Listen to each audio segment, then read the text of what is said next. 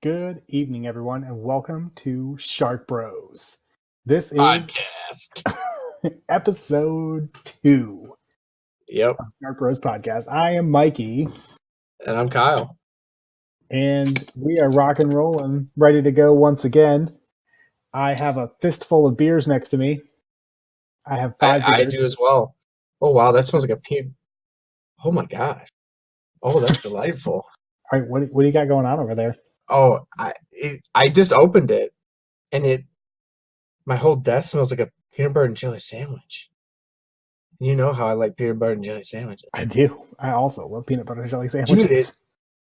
it smells just like a peanut butter and jelly sandwich in Get a your bottle. nose out of the bottle. You weird me out, man. Ugh. What kind of beer is it? It is from Oddside, which I just discovered recently. It's called Weeby Jammin'. It's a wheat beer with peanut butter and raspberry added. They are out of Grand Haven, Michigan. Grand Haven. Okay, cool. Grand Haven. So another Grand Haven brewing company. And let's give it a little. Give a little taste of roux. That is delightful. Does it taste like a peanut butter and jelly sandwich? It tastes like, it's so weird. It tastes like a peanut butter and jelly sandwich in the best way possible. I'm intrigued by that. I'm not even gonna lie. What are you drinking? I have a Firestone Nitro Merlin Milk Stout. Ooh, Firestone is a brewery in Paso Robles, California. I like that name already. Paso Robles. I want to live in Paso Robles. Oh, that's a nice crisp pop. I'm not sure yet how I feel about Milk Stout, but here we go.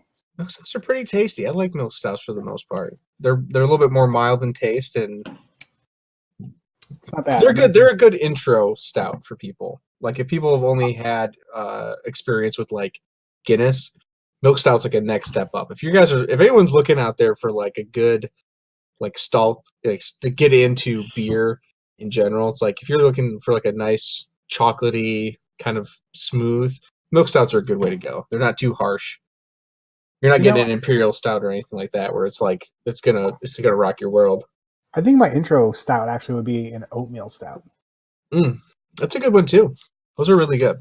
Again, it's very mild. It is. Anyway, that's slightly off topic. I do have a bunch of beer next to me, though, because the topic that we're planning on covering this week is something that Kyle and I had tossed around for a little bit when we first introduced the idea of doing this podcast, which is reading something that neither of us has read before and then talking about it. And so and just have a general dislike for, like, or just a general malaise. Can I say malaise? Is malaise the right word? I mean, I guess it could be a malaise, just kind of like an uneasiness about it. Yeah. So we'd kick this idea around about reading a story and then like each of us reading it and then kind of talking about what we liked about it, what we didn't like about it, just kind of in keeping with our idea about talking about storytelling and story crafting, just this idea of like, let's read somebody that neither one of us has really read their works and just kind of compare it to what we like and what we know. Yeah. So in order to do that, we took somebody that some of you may know, some of you may not know, HP Lovecraft. Yep, the one and only HP Lovecraft. Who we need to do a little bit of preemptiveness here. HP Lovecraft wasn't a great dude, and that's maybe known by a lot of people who know his work, and some people maybe don't know that about who know his work very well, but not a great dude. And we're going to try to separate that from what we see, and I know me and both of us have tried to do that as best we can when we're reading his stories and just look at them as stories. But like just as a general kind of like just disclaimer, not a great dude. Just as a person, we can pretty much objectively agree, not a great dude on many accounts. Very much so. Like, yeah. So yes, there is a degree to which we're trying to keep his weird beliefs Right. out of his. Because they're But once you see it, like once you know what he actually thinks and believes, it's hard to kind of separate it from his work. So he's pretty much universally known to be a racist, anti-Semite. Yep. Yeah. Xenophobic and Was a big fan of Hitler. yeah, somewhat of a Nazi sympathizer, I suppose. Because it's not like he wrote a lot of letters, and boy howdy, did he think great about Hitler. Uh, he lived a very odd kind of existence, and when you're talking about, and it's something me and Mikey were both really kind of, I don't know, perturbed, but also, curious, was like, this guy, he's a contemporary with writers that we look at as people who have set the tone and pace of like sci-fi fantasy that we both really enjoy. So he's a contemporary with like Tolkien and C.S. Lewis. It's just really crazy to think about and to realize. It's like and there are some people who think like he is absolutely on par with those people. Yes, I they am do. personally not at all in that fucking camp. Thus far, I am, as Kyle would say, a la Matt Dillahunty, I am unconvinced. I'm unconvinced. I am unconvinced that HP Lovecraft is as great as people say he is, and I stand still firm in that belief that I am still unconvinced. It doesn't mean that I can't be convinced that he is. I just need someone to provide substantial evidence of why he is. And so far, from what I've read, I'm not. I'm just not. For a multitude of reasons that we'll get into. And that's why we have lots of beer. It is. So, general disclaimer before we get in. But just be aware of that if you go in to read his stuff and you learn about him as a person. Not the greatest moral compass necessarily. No, he's not. So he was born in Providence, Rhode Island in 1890, and he died in Providence, Rhode Island in 1937. He died of cancer at age 46, and he died poor, and he didn't actually gain popularity until after his death, when people started assembling some of his works, and then he kind of gained posthumous fame and renowned as being very influential in horror fiction, short story format horror fiction specifically. Mm-hmm.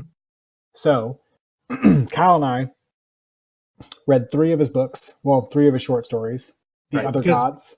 Another preference is like, he's not a long form writer either. Not like there are some out there, but that's not his main avenue of writing. It was lots of short stories. Yes. Which makes sense for the time. They're consumable. I mean, you guys think about the time, like it's very consumable. That's very commonplace. Do short stories because people will buy them, and you get a cut. Yes. So we just kind of chose 3 of his works at random: The Other Gods, The Cats of Ulthar, and Nyarlathotep, and we're kind of going to tackle each of them individually. So we'll try to. Because so we'll sort of summarize what each of them are about, and then we'll kind of give you our thoughts about each of them, and we'll have a bit of a discussion, and y'all can come along and listen to our discussion. Yeah, of HP Lovecraft. And always feel free to comment, leave us comments and stuff on social media, and I mean, I know this is going to be somewhat divisive in some of our friend groups. I know some of my friends are big HP Lovecraft fans. I understand. I mean, you can love him for all you want, but I'm still unconvinced. So Yeah, I don't know that I'll have that problem. I would be surprised if one of my friends was like, "Oh, I'm a huge HP Lovecraft fan." yeah, it makes sense. I mean, given that I play D&D a lot, and there are people who just love his storytelling, and I don't know why, and I still am unknown to me why I should really care. I But mean, maybe at some point somebody will say something convincing to one of us about why we should care about HP Lovecraft. in his But purse mouth.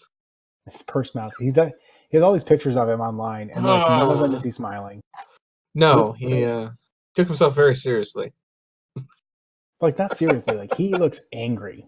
Yeah, Like this picture on his Wikipedia page, he well, is I like mean, tight-lipped, like he's like, what can you do with all that hatred inside your soul? so much hatred. There's so much hatred in his fiber of his being. So which one are we covering first? We're gonna start with the other gods. All right, the other gods. So boy, howdy. Do you want to summarize the other gods? Yeah, I can if you want me to. I mean, you can try.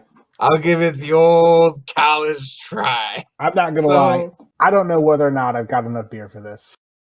You better know. We're about to know. I lined up 5 of them, just so you know. I lined up 5 beers, 5 craft beers to try to take this down. I have 4. So here's the breakdown, folks. If you don't know, The Other Gods by HP Lovecraft, which was written in what? That was 19. Oh, son of a bitch. The Other Gods, the one that's 1922. 1922, I believe. Yeah, I think so. 1921. 1921. So he writes it in 1921. Now, being that this is the first one that we both read, we're completely cold into going into. Both of us have never. So again, both of us never read HP Lovecraft. We know about some of the contemporary culture that likes HP Lovecraft, right? Takes from his work. There's plenty of adaptations of things that are like in Dungeons and Dragons that I know about as a DM. There are plenty of people who use this expanded universe that was pretty much solidified by Augustus. What's his name? The hell is his name? Augustus. Not Augustus Glump. That's not Augustus Gloop. That's the kid that gets stuck in the pipe. Augustus Derleth. Augustus Derleth, who pretty much like took all of H.P. Lovecraft's work, saved it, and then August, not Augustus. That's why you were. Yeah, August. And he solidified it. He preserved it, and then he also consolidated a lot of stuff and actually made it make sense. So if anyone is wondering, it wasn't really H.P. Lovecraft that you probably love the extended universe of all of his stuff. It's probably him and many other authors that penned some H.P. Lovecraftian lore. But the other gods, I thought was a great kind of introduction, or at least I thought it would be. So, well, to be fair, it's one of his earlier works. So he started writing in 1918, and he wrote this book in 1921. So we were like, well, this is one of his earlier stories, so it should be easy to get an idea about what's going on. Right. It's like, I mean, to compare it, if no one's ever read the Silmarillion, what are you doing with your life? Okay, first off, it's fucking brilliant. Okay, Mikey told me to read it when I was probably 14, and it just blew my mind. And because it really is, like, you just have to read it. And now that it's like on audiobook, it's so much more, I think, more digestible for people. But that's beside the point. So, but that's the attitude that I have going into it. It's like, oh, well, some of these early works should establish the universe. They should be world building. They should be world building, right? They should build the building blocks of a solid foundation, so okay, what's kind of the mythos? Does it take place as far as like a fictional setting? using a real world setting that is fictitious, or is it sci-fi fantasy, right? Does it talk about other worlds, other planes of existence? So when you step into the other gods with that attitude, this is what happens. So let's break it down. There's gods, okay? The Earth's gods, right? And they all dwell at the top of the peaks of mountains, and they slowly get pushed further and further up because man is continually trying to find them, right? And and they take to those high peaks, and eventually they almost all but disappear, except for being on like the tallest mountains and the tallest peaks. Kadath. They go to Kadath. The mountain of Kadath, which is like the highest peak. Now, you don't know where fucking Kadath is because it's not a real fucking place. Okay, so if you're wondering it says Earth, but Kadath is not a place that you think of and go, well, I know where Kadath is. Mount Kadath, fuck, I know where that's at. So here's the first kind of confusion that you're going to get into. You don't know what Kadath is. You don't know where that's at, but you do know it's a cold waste where no man treads, and that's where the gods go, right? So men will not continue to try to seek them out and to see them. So eventually, they only come down to Kadath in ships of cloud, and they dance up there, and it's it's the thing to behold. And then there's this dude Barzai. Okay, let's tell you about Barzai. Old Barzai. Now, Barzai is this dude who comes from Althar, which lies beyond the river Skai. Skai. Mm-hmm. And he is a seeker of knowledge, and you could say he's a wise man. You could say he's kind of a prophet.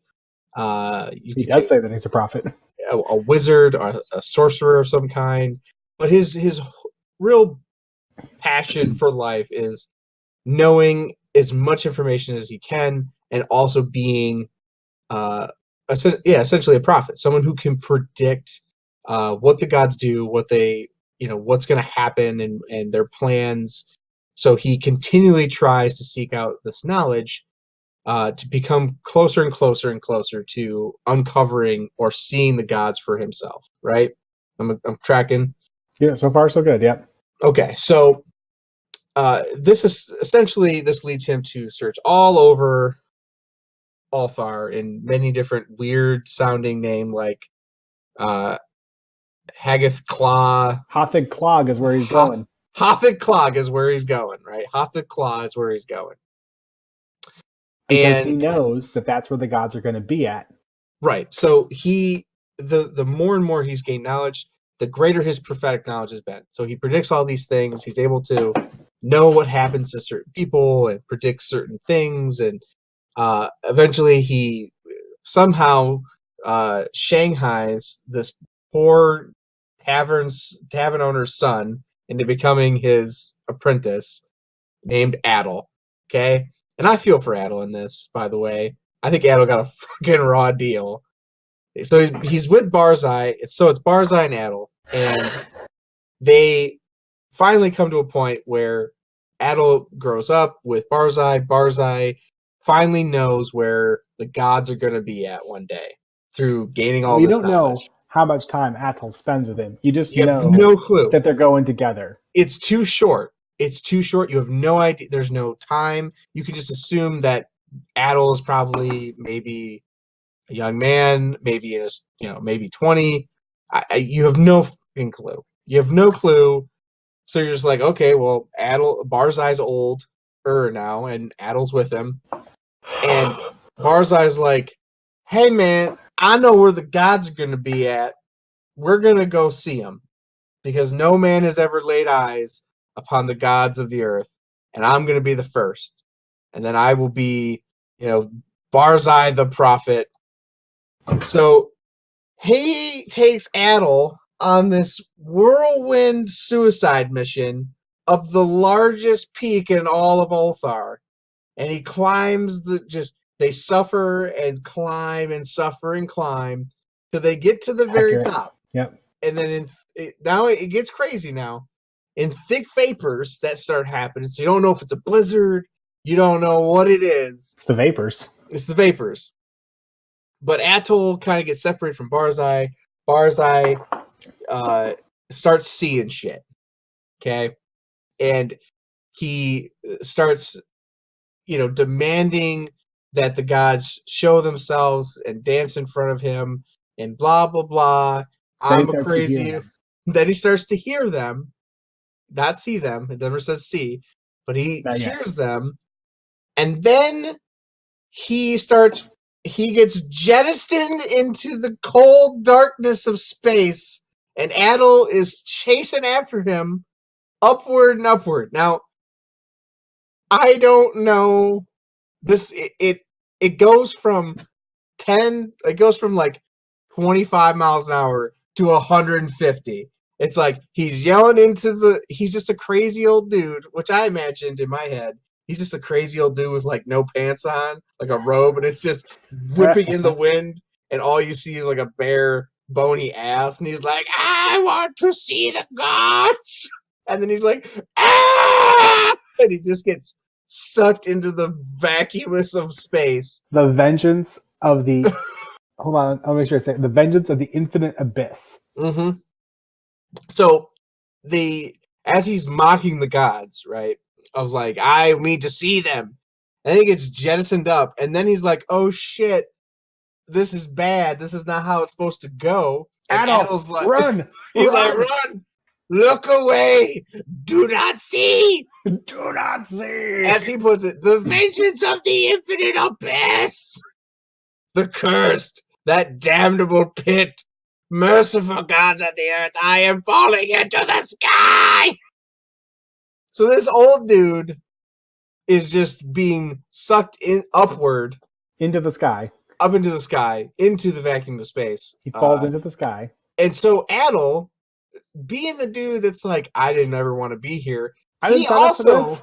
Right, I didn't sign up for this. He also starts getting sucked up into the vacuum of space. Also true. And then Adel hears like this horrific laughter. This I guess he describes it as the how do they describe it again? Have it in my notes.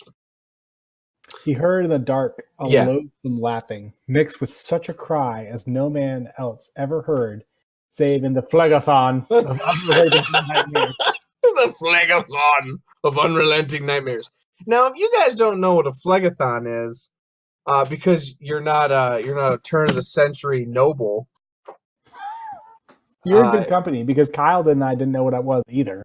And I would say we're pretty, we're pretty well rounded. But a phlegathon is a river. It's a Greek river fire god in Hades. It's a place and a person. It's dual. It's dualism. He's a god of fire and flame that's a river in Hades where people are punished. There's a little context, because if you look at phlegathon, you're like, what the fuck is that?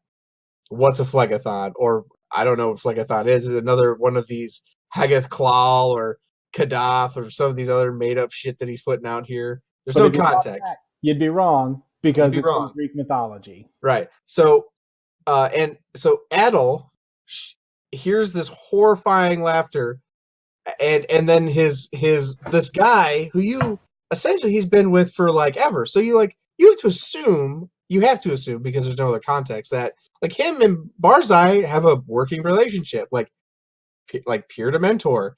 So he hears his mentor get jettisoned into the air, screaming at him to go back, and then he gets pulled up. But at the very last minute, Adel gets set on the ground real gently. He slides back down because he tries to jump down while he's getting pulled up, and then how do you do that? All of a sudden, I don't. He's that was very confusing to me. He's like, He's safe towards the bottom. right. So again, this is just he just jumps over, like he's being pulled into the vacuum of space, and then he's like, I jumped down from being pulled up. What? Like these are things that I Hold get. on, hold on. Save the criticism. Like finish the All right. summary. All right. So the story ends. yes. So Adel is the only survivor, and this is only told in the phenoptic manuscripts that Sansu found. Sansu is also someone who also was the only other human to go to Hagath Claw, but he In the did youth not of the see world. the gods. He did not see the gods. That's another thing as well. So essentially, Adel's the only survivor, and Barzai's never to be found. He's gone forever and ever and ever. And Adel essentially doesn't ever talk about it, and he doesn't pray for Barzai the Wise, as he said, because he becomes a holy priest. And so he just doesn't. I take that as he doesn't ever talk about it again. Like it's so traumatizing to him apparently that he doesn't do it. So and nobody ever ventures on Hagath Claw ever again. They don't ever do it, and the gods apparently dance merrily every full moon or some shit. There's the other gods for you. That's the other gods in a nutshell. That took a half a beer. It took me a whole beer. I'm going to open my second one. Oh, jeez. We be jamming, y'all. I have it's getting crazy. Pile craft cider, hibiscus ginger cider. Hibiscus ginger. I like that. Ginger cider. I like the sound of that. From Palmyra, Nebraska. Right here in the great state of Nebraska. Let's see where this goes. Brewed in the great state of Nebraska. That smells delightful. Getting some good citrus notes. Oh man, yeah, that's tasty. Good? That's good. Yeah, as good as a bottle of PB&J. Probably better. I love ginger beer. The ginger. I feel like I'm drinking a bad decision. I feel like you're telling me later. I'm like, every time I drink it, I'm like, am I making a bad decision? So that's the other gods summarized in is best as fast as I can. And it's not that I don't suggest people read it. I think you should. It's I don't know. Most of his stories to me, like the other gods, are all about escalation, right? It's all about if he's a more apt writer, this would be a great style of writing of like escalation, right? Escalation into the unknown and leaving it at a cliffhanger. Poe does that, and he idolized Poe. He just doesn't do it as well. He does not do it as well. The writing is clunky and clumsy, and he seems to be for somebody whose preferred genre is short story. He seems to be in an awful rush to tell the story. Like there's no reason to care about Barzai or Atoll in my book. Like he doesn't give you a reason to care about who they are or that they died. No, and so on the outset, when I started reading this, I'm like, okay, well, Barzai is this prophet, right? And in my fantasy mind, I'm like, okay, well, he's a wandering man of knowledge, so he's some kind of wizard. You can see this in many different fantasy novels. Like wizards are travelers. They accrue knowledge, which gives them power. So he's very powerful, right?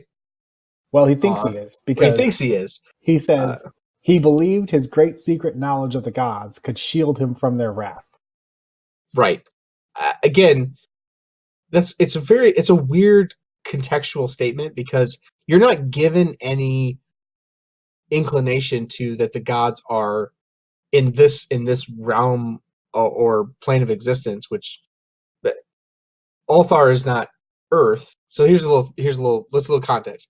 Althar is not Earth. Althar is the dreamscape. The dreamscape is like another plane of existence that's coincides with earthly reality in this universe. So, but there's no reason to think that the gods are menacing or punishing people because no one tells you that they do.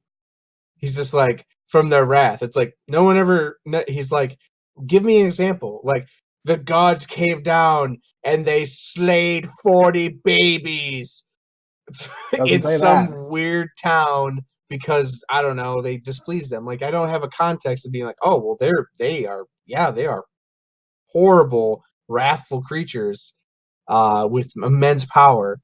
And Barzai is like taunting them essentially. Like that would give me some inclination. I'm like, oh, that's pretty serious. And he is either foolhardy or he actually has power, right?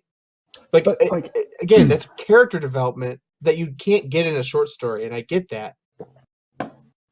But come on, I mean, it seems like though that you could get it because it seems like a paragraph worth of telling right? to give you some of that information. What is it? Just a tidbit about like Althar, right? In Althar, which lies beyond the river sky, once dwelt an old man, avid to behold the gods of earth. A man deeply learned in 7 cryptical books of Hassan, and familiar with the phonoptic manuscripts of distant frozen Lomar. His name was Barzah the Wise, and villagers tell of how he went up to the mountain on the night of the strange eclipse. There's exposition there that means something. You could do the same thing when you tell me he was like, I don't give a shit what the gods think. You're like, well, why doesn't he? And if he does, is he foolhardy? Because where's their wrath? You've already given me some exposition. I need more exposition on like why are the gods wrathful? Are they wrathful? If he knows so much about them, how does he not know what their intentions are? Like it just like to me, it's like these gods seem odd because they won't suffer anyone to tell people to tell anyone that they've seen them, like that they've seen the earth gods. Right. But they allow themselves to get driven off the mountains just by people walking up them. Right. Because they don't want to be seen. So he calls out to the earth gods when he's dying, but they don't seem to care because the other gods come and drag him into the vengeance of the infinite abyss. Yeah. Which I'm fairly convinced is space, in some kind of regard. So I think one of the questions that when we were talking initially about this when we first read it, because we couldn't contain our frustration, which was like there are parts like the part I just read that are very interesting to me. Like that's a paragraph. Like if you were going to submit a script to somebody or a manuscript, and you're like, in Althar, which like that tale, that paragraph is like a great thesis statement, right?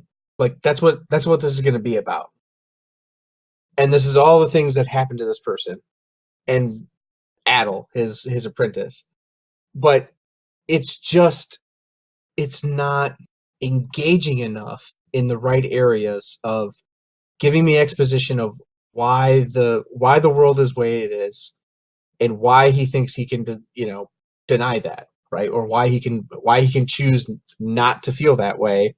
Like if the gods are wrathful and he's like, they're like, okay, well he doesn't care, I guess I don't care either, let's keep trucking along.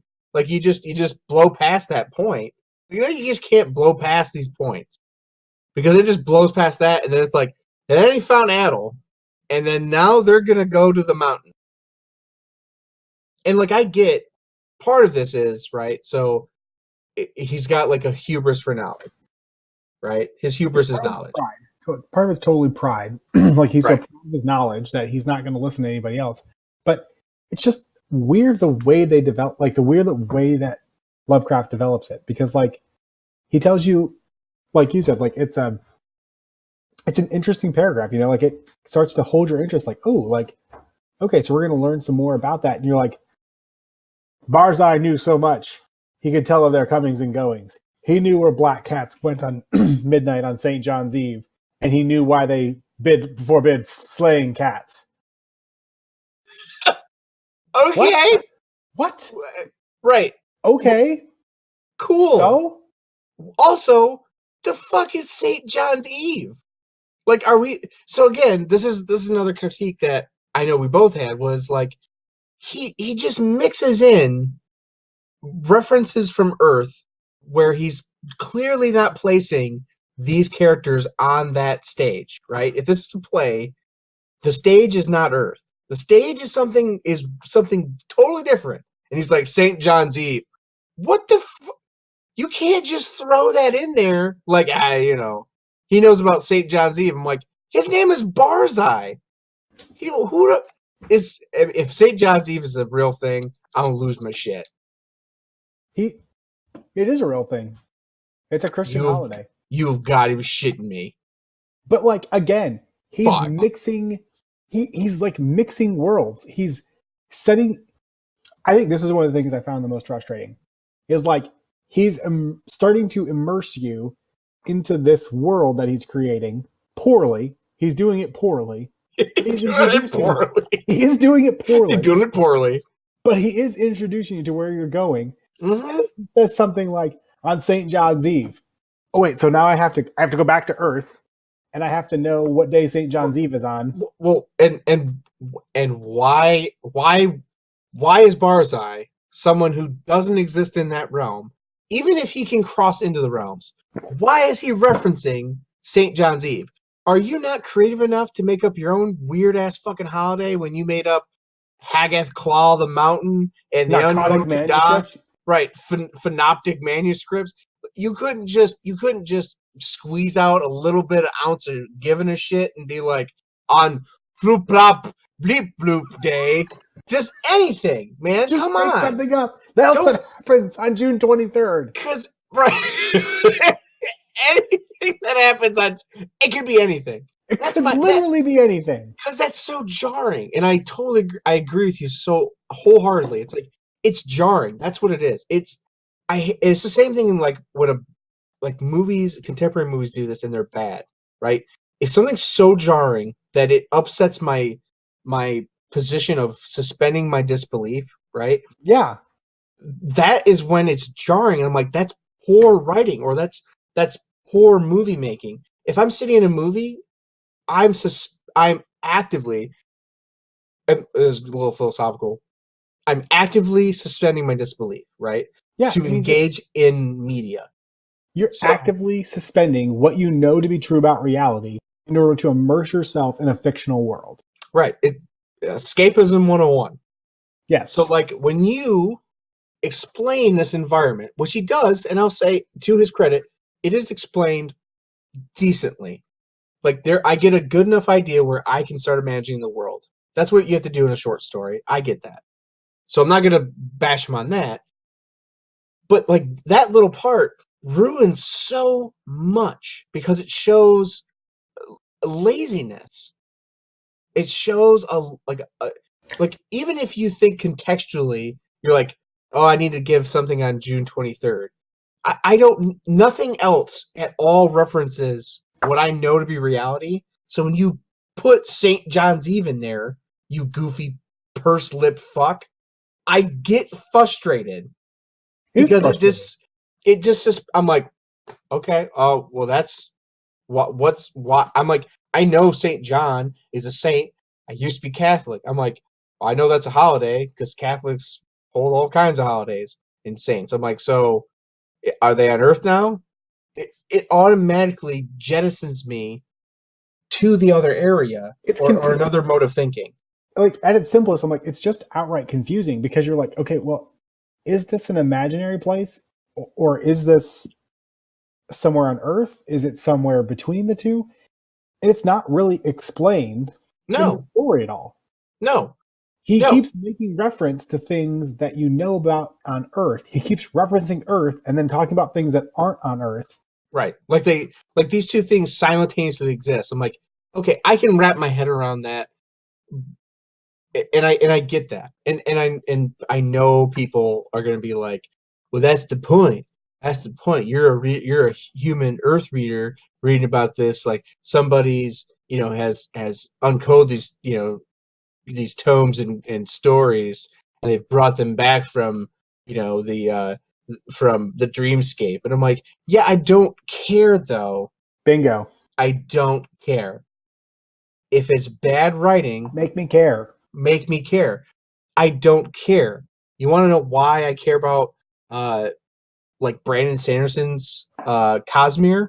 Because he actively involves you in the Cosmere, in the world building. Yeah. He gives you context clues. He doesn't spell it all out for you. You have to discover some of those as you read, and you presuppose what certain things are based on some descriptions. But you presuppose that with the context of the text that you have. You go, oh, I start building what these things look like, what these environments might look like, Right. what these things mean. But at no point does Brandon Sanderson in the Stormlight Chronicles ever like, well, on St. Patrick's Day, okay.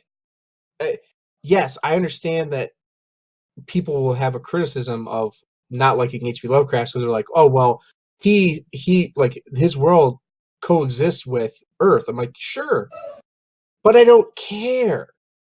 I don't care, especially in this story, in the context. The whole context is about this whole other world, right? Right. And then he gives you like this. He just throws a curveball at you, and it's the worst kind of curveball. It's not even good. It's right. Like, it's big difference if it's a curveball. It breaks like, the pacing. Right. That like, oh, I didn't see that coming. Like, that's intriguing. Versus like, what? Come on. Come on, man. Piss me off. Piss me off. And like, so one of the other things to me is like, just the ways in which you have to suspend your disbelief. Like, he talks in here about men have felt the tears of the gods on white-capped Thurai and thought and though they thought it rain. So like, how can people tell the difference between Earth God tears and rain? Or between Earth God's sighs and wind? Apparently, Barzai is just so wicked smart, he just figures it out. That they live up there. You can't kill cats. He knows where black cats go on midnight on St. John's Eve. He doesn't tell us where it's at. He doesn't tell us what day that is. He just prophetically knows when the gods are going to show up on some random mountain. He's the goofy old codger in everybody's town. It's like, well, back in my day, horseshoes were a nickel. And you're like, yeah, sure. And they were made of pure goat's blood. And you're like, okay, man. Sure. Yep, I'm, yeah. And listen, when I was your age, you're like, I gotta go. I gotta go. Look what time it is. I don't have time to listen about goat blood tears. Right. So he's just, I feel like it's a really great observation. You're like, I can't take him seriously because he's just this wacky old codger that's like, I know about black cats of Althar. I know about them. I know the true meaning of the cat. He's the Alex Jones of the Dreamscape. I know where the gods are. Gods come from space.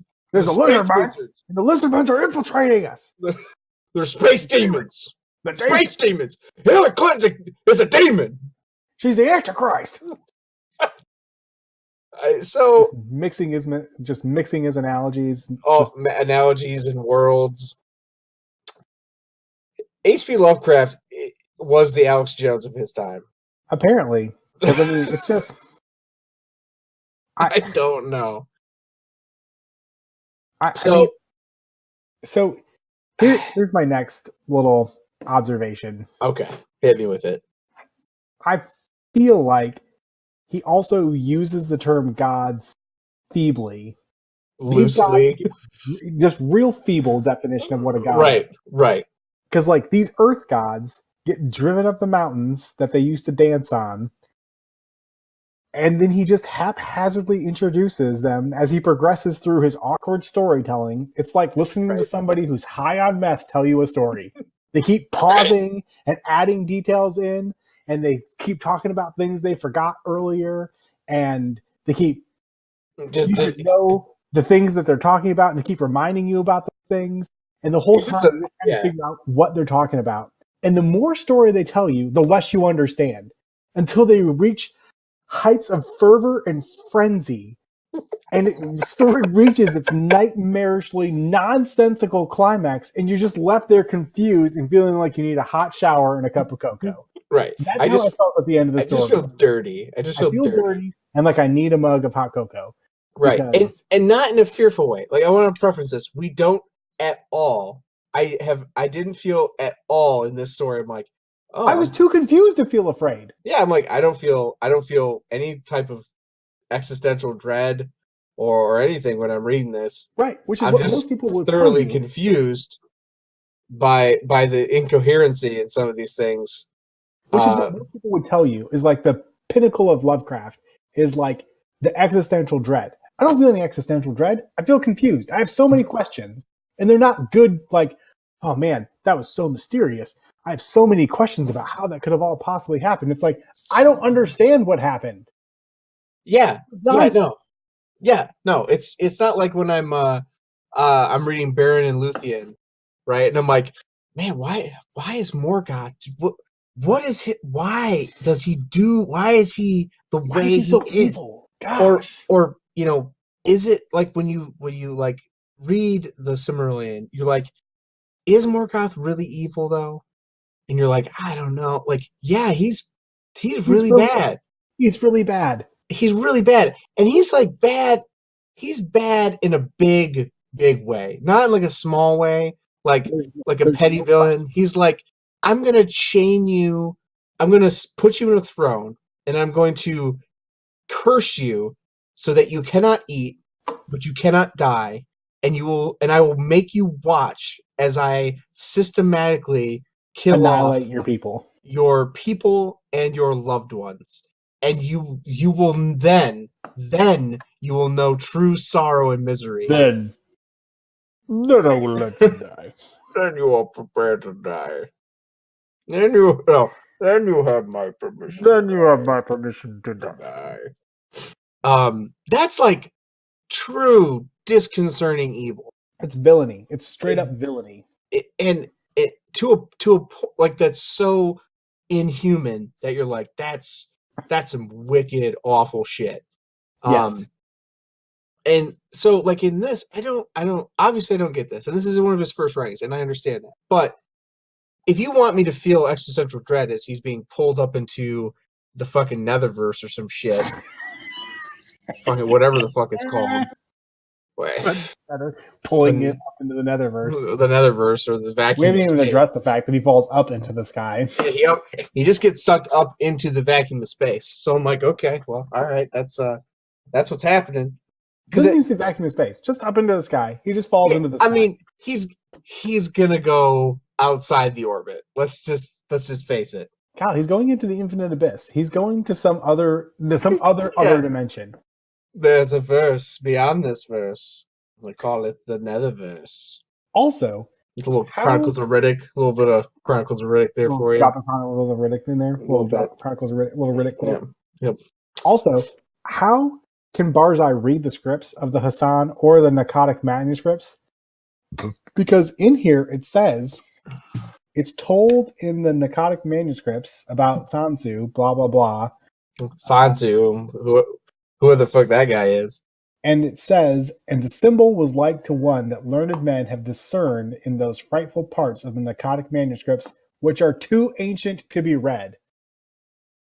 So how is that possible? How can you read part of the book, but you can't read the beginning of it?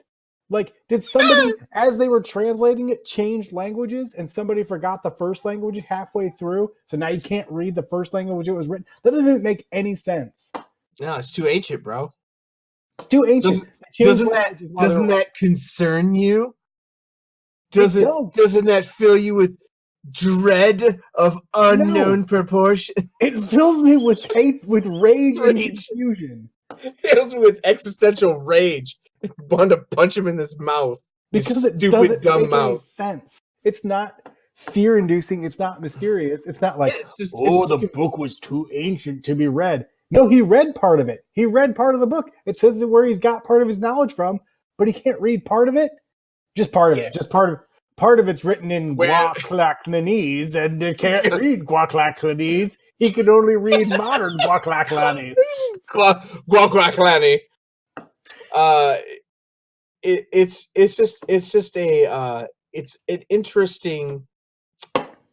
an interesting opening to get into his work, being that it's one of his earliest. I think that's one of the reasons why, I remember why we picked it was like, well, let's like we said at the beginning, like let's choose some of his early works and see how they stand up, because when you look at the Silmarillion, it stands up.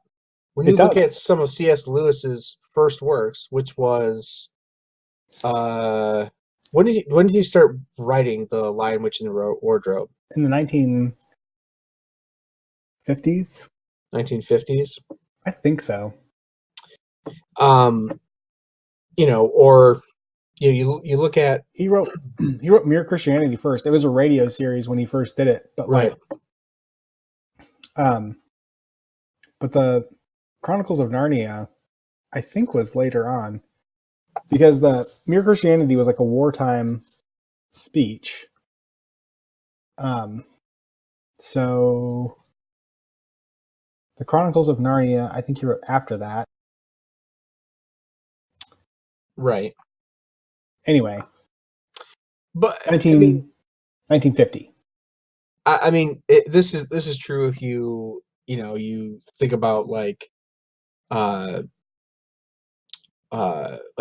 Robert Jordan. You can look at many writers who've taken up the mantle of being a fantasy, sci-fi, or other writer, right? Mm-hmm. And their works stand up because there's a sufficiency of their content there. It's sufficient to have people suspend their disbelief and to be engaged with it. Now, if you are beguiled by HP Lovecraft, I don't know how. I'm thoroughly disenchanted with the work.